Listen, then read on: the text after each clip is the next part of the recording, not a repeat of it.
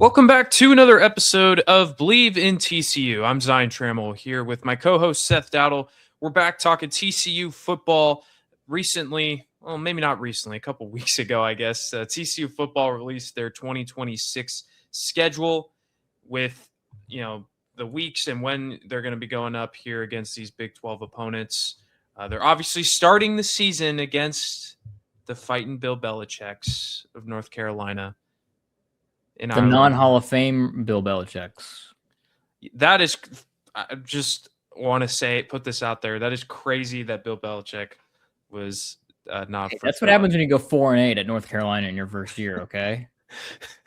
And your only time you looked good was against the first drive. Was on the first drive of the season against TCU. Hey, they almost beat Virginia. Oh, they did? Almost. Okay. They didn't do it though because Chandler Morris once again did his thing. So yeah. So we're gonna break down this schedule, kind of give our overall thoughts. Obviously, probably won't go game by game and decide if we'll win or not because it's why January. Not? Why not? I mean, we have a full picture, right?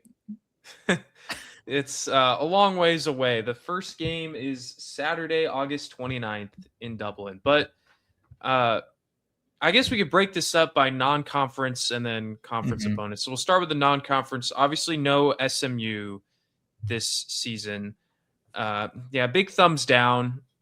Honestly, it's kind of crazy to see that TCU will not be lining up with SMU for the Iron Skillet this year, but at least we won the last one. It's all there's all always that matters. There's always that. Not consolation for SMU though. Yeah, they want this rematch ASAP, and I don't blame them. So, Seth, what's kind of your takeaways here with the non-conference? Nothing really that stands out. Obviously, that first game is going to be big. I think, first game's going to be big. My glaring thing is the floor for the non-conference for TCU is 2-1. I think that's the floor. The ceiling is 3-0, which is fine. But obviously, I think TCU is going to look to go into conference play undefeated. I expect North Carolina to be improved by how much we will see. And then obviously Grambling State and Arkansas State, if TCU has any sort of struggles with those teams, then the rest of the 9 games are going to be a slog probably. That's not Georgia. It's Grambling State. Yeah, no, well, you see, it might be the Green Bay Packers as well. Oh, it could be. Depending on your point of view and your perspective. Yeah, the Grambling State mascot or logo, we'll have to do a research project, perhaps maybe an essay of sorts on which G came first, the Grambling State, the Georgia, or the Packers. Who had the G first? Sure. Or some random high school in the middle of Mississippi. It could have been them too. It could have been. So after that North Carolina game comes the bye week, and then you do have the 2 non-conference games against Grambling State and Arkansas State. I fully expect a 3-0 start for TCU. It's imperative that happens because assuming if there is a loss, that the assumption is that loss comes against North Carolina. And we've seen what happens when teams lose in Ireland. We saw it last year with Kansas State. Oh boy, things de-escalated really quickly, and I'm not kidding, almost immediately after the game where it was terrible. Avery Johnson's dad and brother got into a fight or something. Yes. It was just the greatest way to kick off the college football season. We were 1 game in, and the most college football thing in the world was already happening. Mm-hmm. And then at Florida State in 2024, a complete meltdown. They lose to Georgia Tech in Dublin, and they go 2-10. Nebraska, a couple years before that, in Scott Frost's final year, they lose to Northwestern after they attempted an onside kick coming out of halftime, and they didn't get it, even though they were winning. And then Northwestern came back to win, and then Nebraska fired their head coach and has been mid since. I usually don't believe in that kind of stuff, but this time I am. Don't lose in Ireland. Don't do it. Don't lose in Ireland. A lot of eyes are going to be on Bill Belichick and seeing, hey, how can he turn this ship around after a really rough first season? And for TCU, obviously, they've done a pretty good job in the transfer portal, and I'm assuming health and all that stays consistent. You would like to think that TCU has pretty high expectations for how they'll do this upcoming season. So it's pretty important that you take care of business there. Moving on to the conference opponents, it starts off at UCF. What do you think? What do you think about UCF at the moment? Do you have any thoughts there?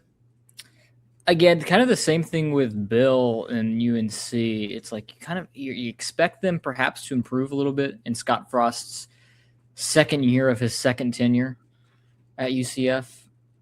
But I don't know. I don't have a good feel for what's going on in Orlando right now. Obviously, as we get to the spring and the summer and get to fall camp, we'll get a greater picture of what's going on. They'll have a new quarterback. It won't be Taven Jackson.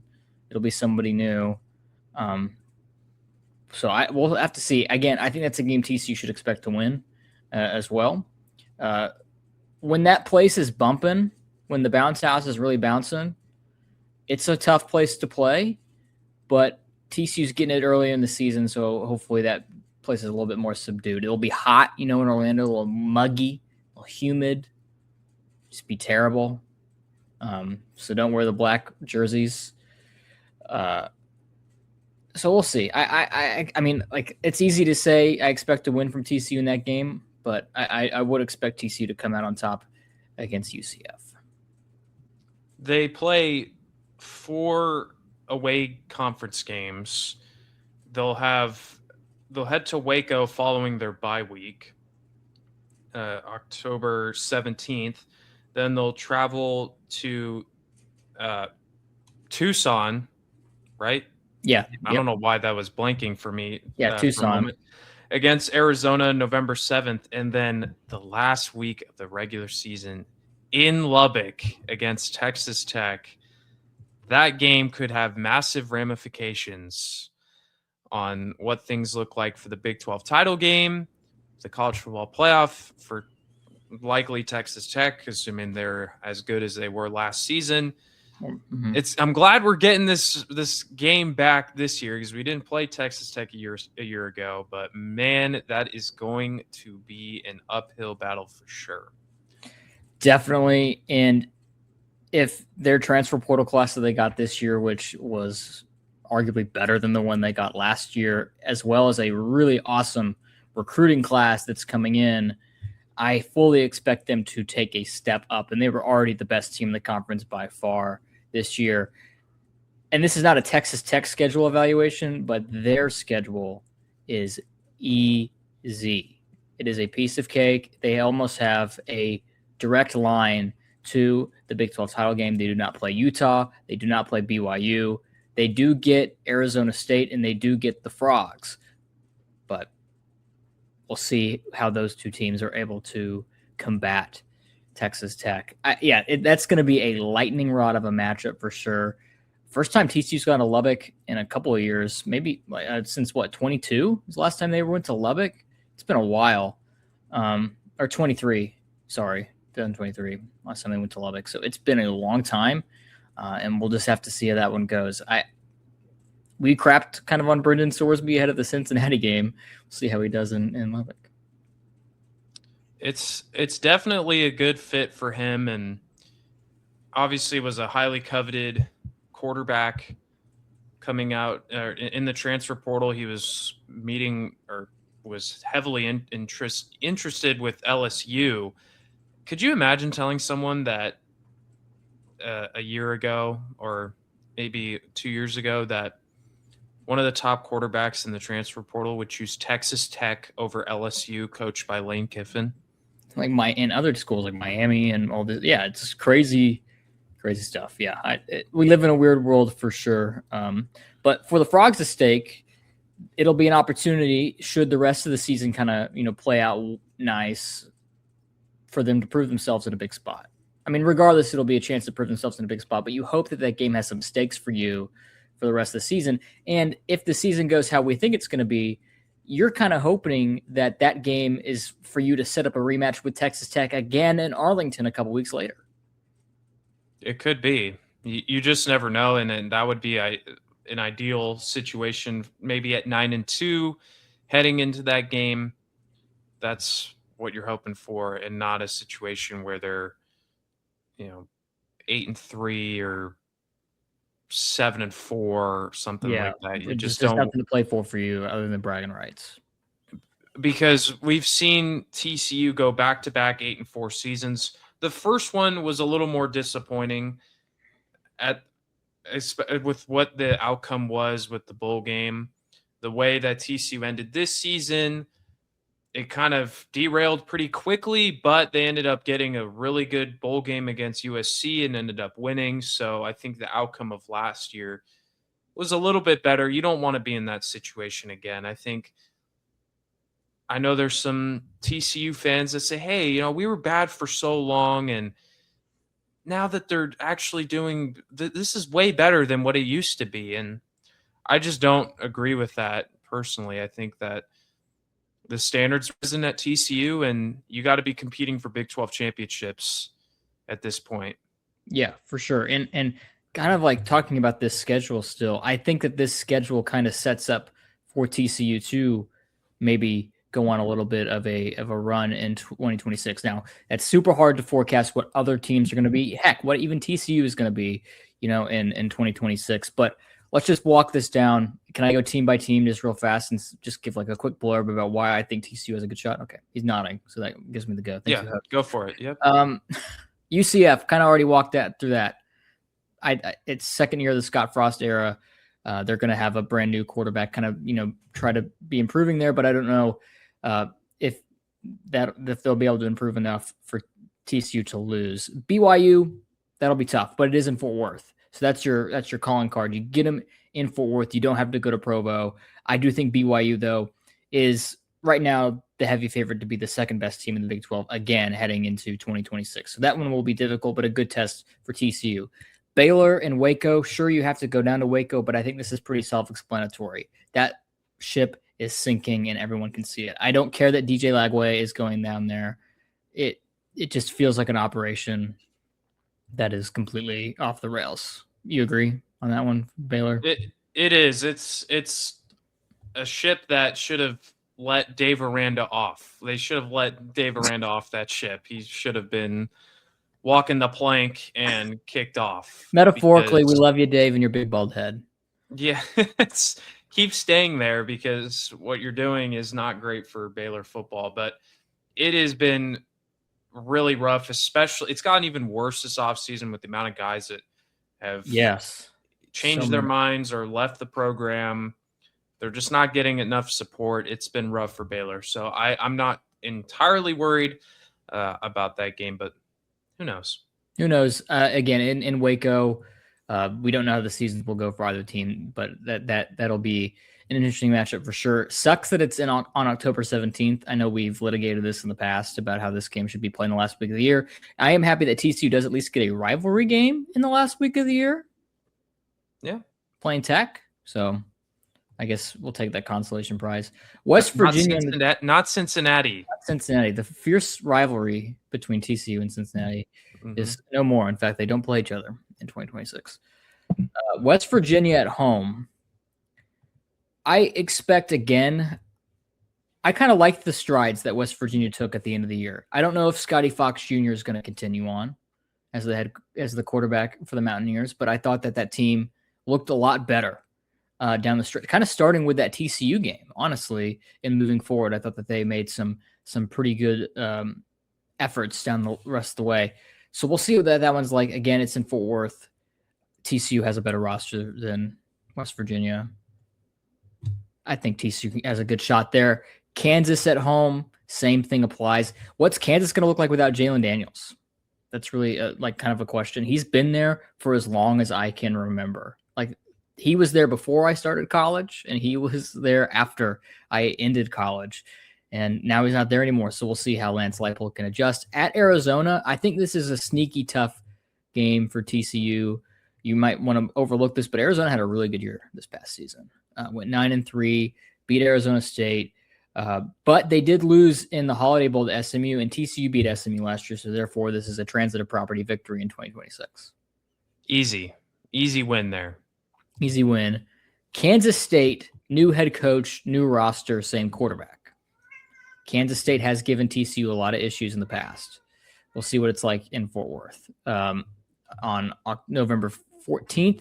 And then Utah on November 21st. I know that this one might scare some TCU folks, but what is Utah going to look like without Kyle Whittingham?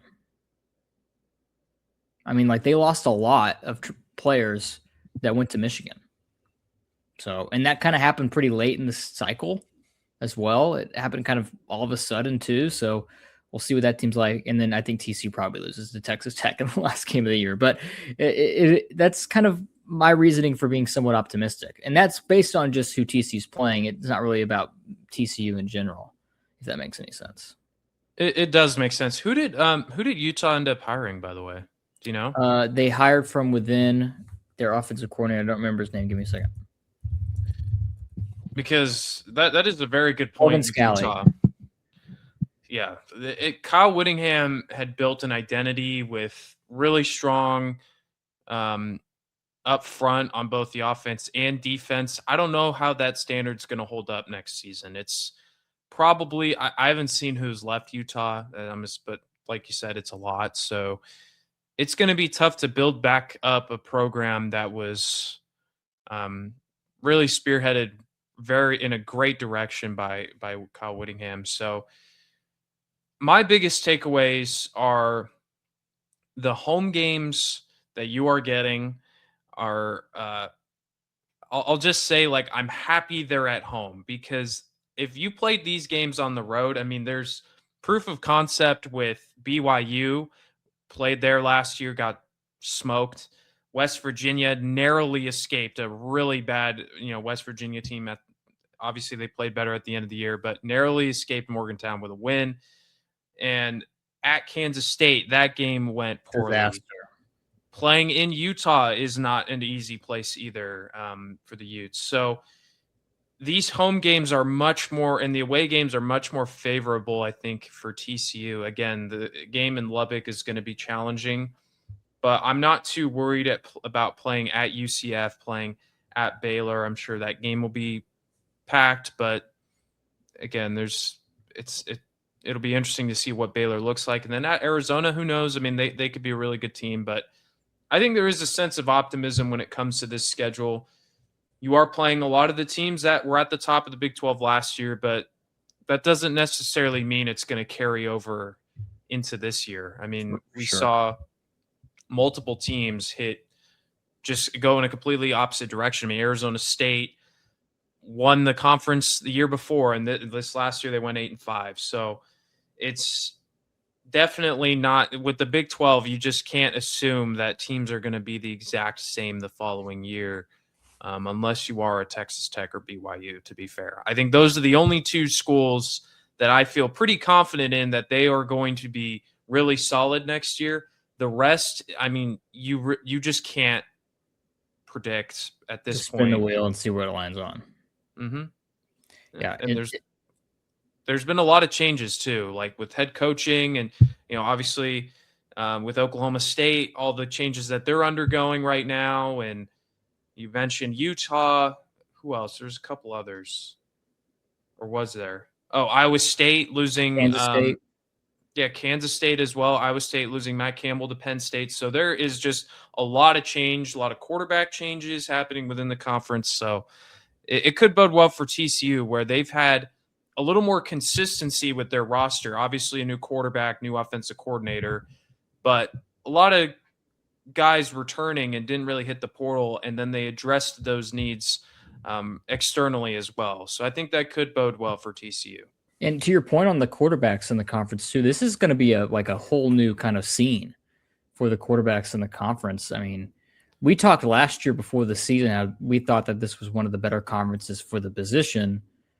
You got Josh Hoover, you had Avery Johnson, we were talking about at the time, Sam Levitt, Rocco Becht, Sawyer Robertson, talking about all these players that we were super hyped about at the quarterback position. And now a lot of those guys aren't here anymore.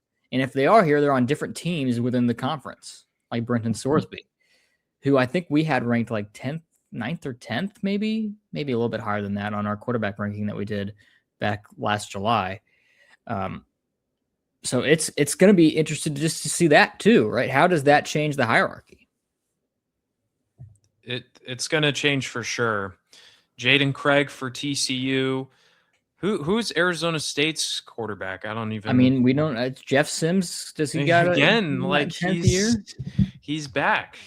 So they're obviously Bear Bachmeyer coming back for BYU. Trying to think. Other than that, I just Avery Johnson's back at Kansas State. You got a new guy at Iowa State. You got a new guy at Kansas. You got a new guy at Oklahoma State, though we do know who that is, and we know he's very good. I'm kind of glad we're not playing Oklahoma State this year, to be honest. You mean Texas North? Exactly. Yes, I think they are a wild card right now with a new head coach, new quarterback. It's really hard to evaluate where Oklahoma State's going to be. Obviously, they were terrible last year, but I'm kind of glad we're not playing them personally. It's just a brand new. It's kind of like one of those things where you don't really know what you're going to get with Oklahoma State, so you'd rather just avoid them altogether. Mm-hmm. Who knows? They could be really bad again. I don't expect them to be piss poor, but I expect them to be better. Drew Mestermaker's awesome, so like it'll be fun to watch. And he's basically just got the exact same receiving core and running back room that he had at North Texas. So and obviously they were good. It's a different conference. I understand that, but it's not necessarily. It was a pretty competitive one for most of the year. So yeah, you never know. But you never know. We'll see what they're like. Who else we got? We got West Virginia's got a new QB. Colorado probably will be Julian Lewis, if I had to imagine, who saw action this past year. Yeah, Arizona State, we don't know. Baylor will be Lagway. So that'll be interesting. Houston, you know, TCU doesn't get Houston, right? Which is kind of a shame, I guess. Maybe, love more Southwest Conference games if you're me. But that quarterback situation at Houston, Wegman's back, but Houston just landed Keyshawn Henderson, who was the number 3 player in the country at QB. 5-star, one of the highest rated recruits in this program history. I expect him to get some run at Wegman for that position to start off the season. So we'll see. A little bit of a question mark there, as Seth's cat wants to chime in on the Big 12 quarterback situation. Always and forever. Yeah. One or either of them. I'm plugging my mic, jumping up on the keyboard. Doesn't matter. Look, it's an important season for Sonny Dykes. I think he's earned himself a little more time with fans and the administration. I think people were the fire Sonny Dykes chants have kind of simmered down a little bit with the way the season ended, and I think the way that they've addressed things in the portal and players wanting to play for Coach Dykes. So I think that's settled down a little. I don't think we were big on that train. I think there was a little momentum about it, following a couple of those losses against Iowa State and BYU, but he's earned himself an extra season at the very minimum, and it's important. It's an important one for sure. I think, again, the expectation is a 9-3, 10-2 record. It's high.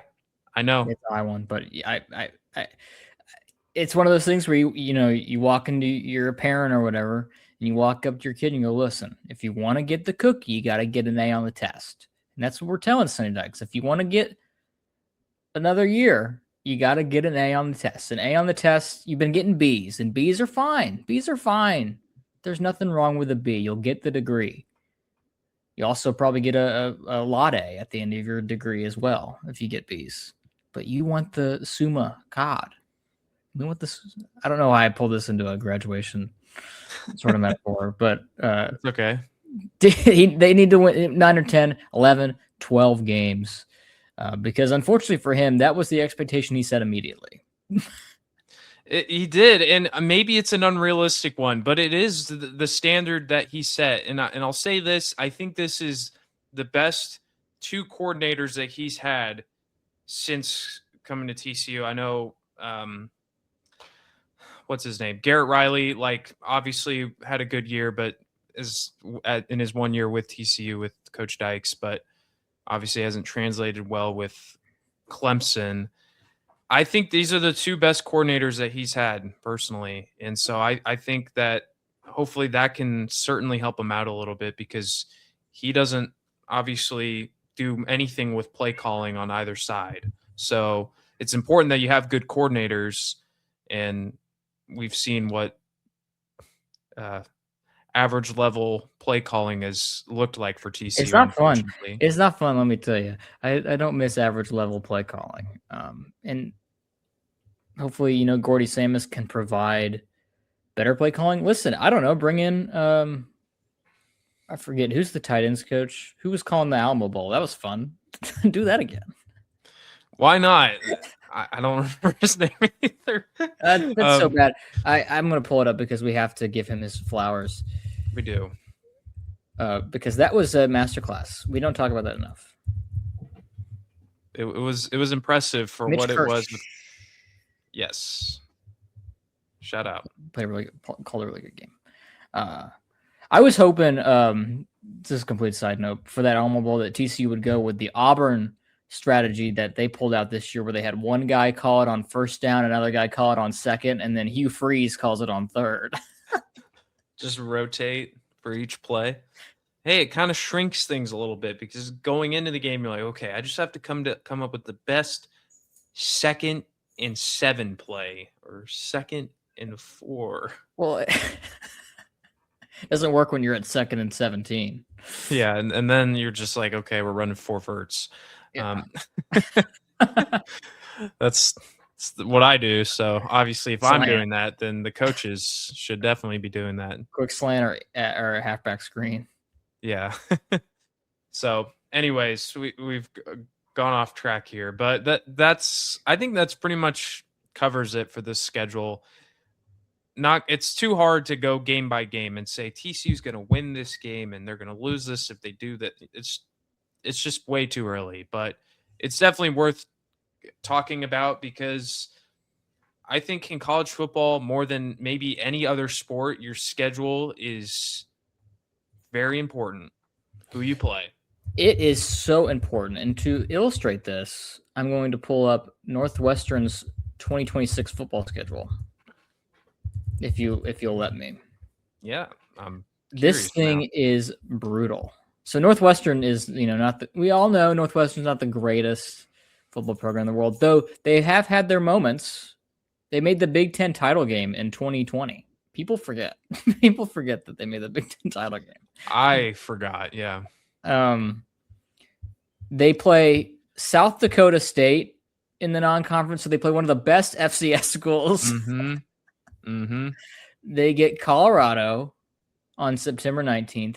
Then they are at Indiana. They host Penn State, Ball State, Michigan State, Rutgers, at Oregon, Iowa, at Ohio State, at Minnesota, Illinois. Oh my gosh. They play Indiana, Oregon, and Ohio State in that big conference. And oh South my Dakota gosh. State. And South Dakota State. That's no slouch either. They'll probably lose that game. They play 3 teams that have won a national title in the last 3 years. Oh my gosh. That is South crazy. Dakota State. Ohio State, Indiana. Wow. Rough schedule. Glad TCU doesn't have that one. It's a lot easier than that, but it's very important. And so good to see where things kind of line up and you can start to look ahead and project where TCU will finish in this crazy conference that we call the Big 12. So it'll be fun. Still a long ways away, unfortunately, from football season. But college basketball continues to roll on and baseball starts up next month. So excited to get into that and look ahead to seeing how the rest of those sports will do. Yep. Can't wait to talk about it. Season. So that'll wrap things up here, talking about the TCU football schedule. You can subscribe to our YouTube page or listen to us wherever you get your podcasts, all at Believe in TCU. So for Seth Dattle, I'm Zion Trammell. Thank you for tuning in. We'll see you guys next time. And as always, go Frogs.